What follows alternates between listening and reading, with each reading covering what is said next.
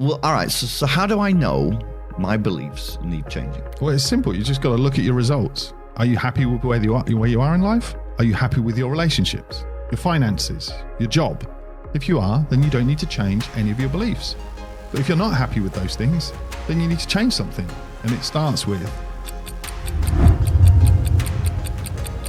Welcome to the Middle-Aged and Miserable podcast. And please like and subscribe so you never miss another episode. And please leave us a 5-star review so we can reach more people with this content. Lovely. All right, Pat. Chris. Your life, My your life. results in life are based off your beliefs. Yeah. Yeah? Yes. Right. Okay, this can be difficult to swallow but and understand, but we're going to go through that today. Go on, I'm going with you. I'm with you. All right, Yeah. so if you're experiencing great success, Right. great relationships, Yeah. financial abundance, it's because of your beliefs. Right. If you're not experiencing great success, great relationships, and you've got financial troubles, it's because of your beliefs. And I think we should go through why this is today. Definitely. Yeah. Definitely. We should also probably talk about ways that you can begin to identify how you're being held back and how to change it as well. Yeah. Yeah.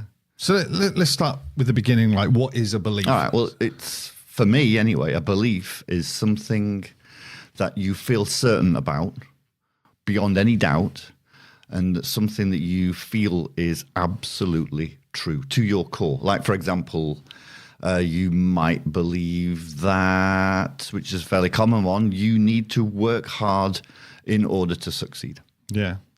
Have you got that one? I think I used to have that one. Yeah. Definitely. I think I mean, I'm not saying we don't work hard now, but to connect, you have to work hard in order to succeed. I'm much more of the philosophy now, work smart as well in order to succeed. But the harder you work, the more success you've got. I think that was a core belief I used to have, and we've worked on that. I've had to work on that to get rid of that as well. Yeah, definitely. Yeah.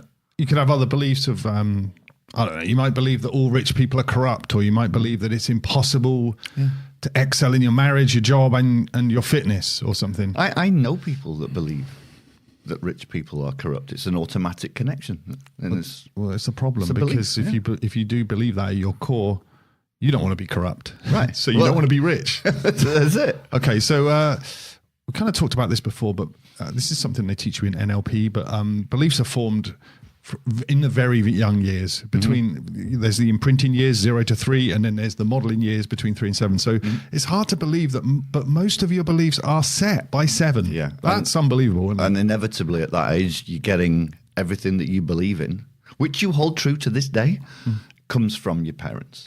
Yeah. Like that modeling example you're talking about. So if you've grown up in an environment, in a household where there's messages coming through, like there's a lack of money in the world, it's finite, it could leave you with the core belief that you might not realize is there, that there isn't an abundance of money in the world. It is finite. And if I'm taking money from somebody else, so if I'm getting more money, then I'm depriving somebody else of that money in the world, and that can be construed as unethical, and you don't deserve to have that money in that case. And those are core beliefs that a lot of people have got. Yeah, you're talking about that's zero-sum thinking. Yeah, exactly. Yeah. There is this amount of money, right? But it's not the case. If you've got that, someone else hasn't got their bit. Yeah, and you grow up thinking like that as a kid, and it sticks with you in your core. Yeah, and then you got other classic ones like money doesn't grow on trees. Yeah, we've all heard that. Yeah. Yes, which can work against you later on. So so that's from our parents, but we also get experiences early in life, right? Yeah. Like there's speaking of experiences, I remember we were talking to a friend of ours who had experienced the trauma of her parents losing their home. Yeah. When she was a kid growing up, and she carried that with her. Such a strong belief that now basically money leaves you, and you need to hold on to it tight. You need to protect it. You need to hoard it, and that's a core belief that she's held and that she's been programmed into her from her experience as a child. Yeah. always believing that money will leave her. And she needs to hold on to it and protect it. Yeah. And it's hard to change that when you don't realize it's deeply embedded in your core belief system. Yeah. So when we say that core belief system, that's it's in our unconscious mind. Yeah. Totally. And so that means it's programming, and that means the unconscious mind is weird. It works on because it just works on survival. Right. So it just cares about what's survivable. It doesn't, if a lack of money, how we've evolved, like with that it? example you just said, if a lack of money has been survived earlier in her childhood, right. Even though it's not ideal, it's survivable. So the unconscious mind wants more of that. That's safety. That's survivable. Yeah. And maybe having money, there's a slight potential it's not survivable. But that's an unknown, isn't it? It's an unknown. So it wants what's survivable.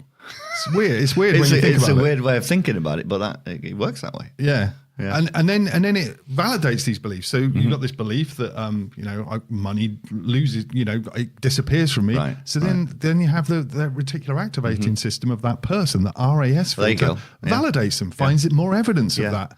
Like you've got, if you believe fundamentally, because that's how you've kind of grown up, if you believe that all people who are rich are evil or corrupt, then your reticular activating system is going to filter for evidence that confirms that shows you, hey, look at that rich person. He's corrupt. He's evil.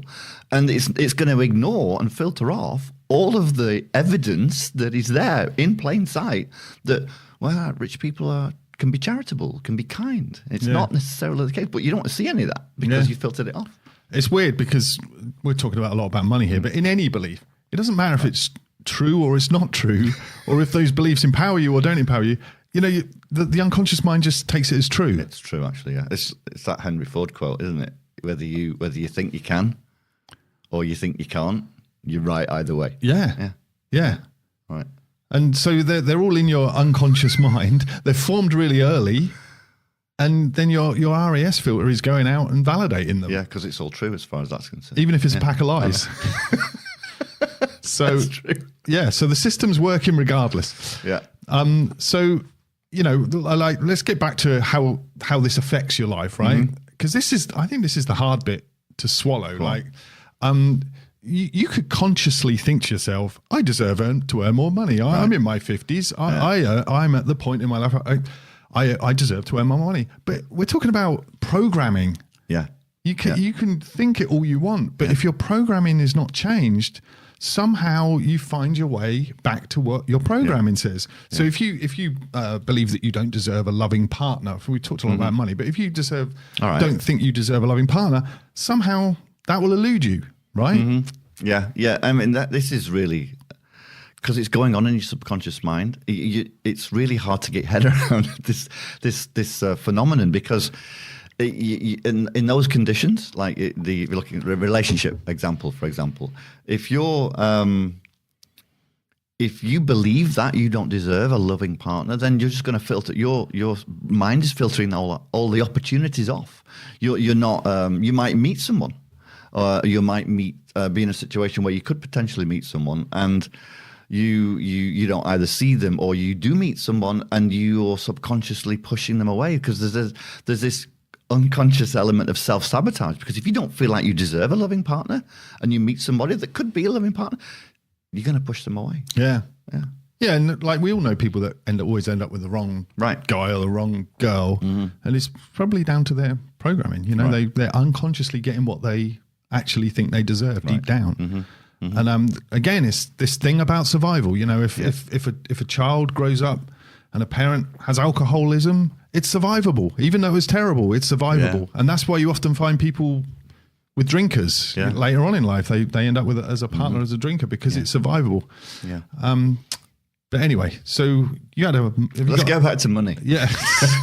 Go on. Have you got any examples? So you say you consciously decide that you want to earn more money, because this is it's all going on your unconscious, and I want to try and drum home the point of how this is real. It really happens. If you consciously decide, so I want to earn more money, I want to do something better, but your programming, your belief system, as you've grown up with, it's one that you only deserve a certain amount of money, then and what can happen is as you do earn more money, or as you may get a windfall occasionally, there's going to be bills, there's going to be things that happen that take it away, or you somehow push it away, because at the end of the day, like it or not, we earn what we believe we deserve in our own conscious mind. Yeah, and it's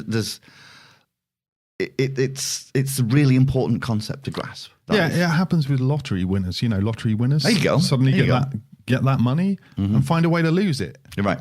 And it could look like bad investments, but it happens. Yeah. Well, 70% of the time, or something I read somewhere. Yeah, it's a crazy amount, isn't it? Yeah, so it happens a lot, and it's based off the internal programming and just kind of pushing it away, and this can be hard to buy into. I admit that's got to be hard, isn't it? Yeah, it's so hard because you don't realize you're doing it. That's why. Yeah, exactly. You don't. Because you're not seeing it happening. You just assume that these circumstances are cropping up and it's happening to me. But no, we're doing it to ourselves. Yeah, yeah. And when you realize that, you can probably do something about it. Yeah, so all of your results basically are telling you about your beliefs, right? Right. Well, all right. So how do I know my beliefs need changing? Well, it's simple. You just got to look at your results. Are you happy with where you are in life? Are you happy with your relationships, your finances, your job? If you are, then you don't need to change any of your beliefs. But if you're not happy with those things, then you need to change something. And it starts with identifying your limiting beliefs. Yeah. There's a lot of examples of that though, as well. Limiting beliefs that everybody's got. Like we have limiting beliefs surrounding what we deserve to earn, who we deserve as a partner, what we deserve to accomplish in life in general, our level of success, as there are limiting beliefs associated with that. I mean, if you're not happy with the results in your life, then you've simply got to change something about what you believe, because you're basically getting what you think you deserve, what you believe you deserve in life. Yeah, and I think a key to this, to understanding your beliefs, is just self-reflection, asking yourself questions and just begin to think about what you believe. You can tell when you believe something because you feel sure of it in your mind. And like whenever you say, well, that's just the way it is. That's a belief. That's a core belief right there. And so, maybe it's a good idea to think about what are your beliefs around money, and what do you say to yourself? Yeah. If you see a rich person, say, on TV, what do you say? What's your instinct? Yeah. What are you thinking? So success is another one that there's people have got limiting beliefs on, and you got to ask yourself, well, around success, what do I believe I'm capable of? What do I believe I can accomplish? And that plays into your comfort zone, because we all have our comfort zone, big or small. And what are your beliefs around taking risks? Yeah. Well? Yeah, or your beliefs around relationships and friendships, and do you believe people can be trusted? Because this all comes from your younger years, and in your upbringing, were you taught by your parents? Your parents have a huge say in what happened to you, and so what did your parents teach you about money? What did your parents say if they saw someone rich on TV? Yeah, we just asked ourselves, what do we think of when we see someone rich on TV? Yeah. Does it match what your parents said? I think it, to a certain extent, it must do, because I remember, if I think back to when I was growing up, and I remember examples of, I've thought about this a lot actually. Was I growing up in an environment where there was lack of money, and there was thoughts, an attitude of disdain towards the rich people? And I remember, and I think there was an element of that. I'm not saying it was a complete disaster, because I actually turned out all right, I think, in the end. Thanks, Mum and Dad. But I think there was an element of that, because I remember hearing, my mum said to me once, or commented when there was a rich guy on TV, and she said, I bet he never wears the same pair of socks twice. And that phrase somehow, as a kid, stuck with me. Yeah. And that's cements limiting beliefs in that kind of stuff. Maybe you want to get into a position where you never have to wear the same pair of socks twice. Yeah, that would be nice. My mum would always say, if there was a lottery winner or someone rich on TV, she'd always say, that's too much.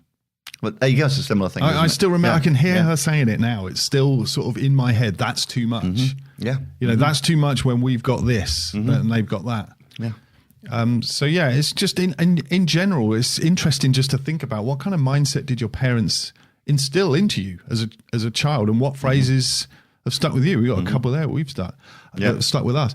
I think in general from my parents, I got this work ethic thing, right. this thought that you must work hard for money. Yeah.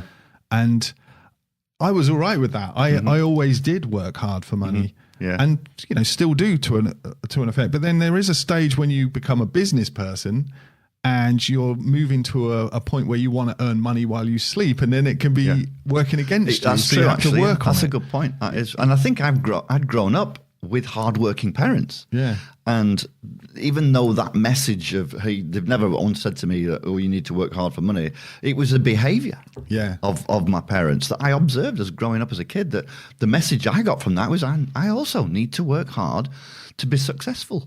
And we've worked hard on disconnecting that. Yeah. Really. Well, that's a good point, because we've talked about modeling your parents. It doesn't necessarily mean taking what they said and remembering it. It's following their actions. Yeah. Right. Totally. Yeah. All right. So we basically just talked about self-reflection and questions, didn't we? Right. Yeah. We've got it's a good thing to start thinking about what you believe, how you were brought up, and what were you told by your parents?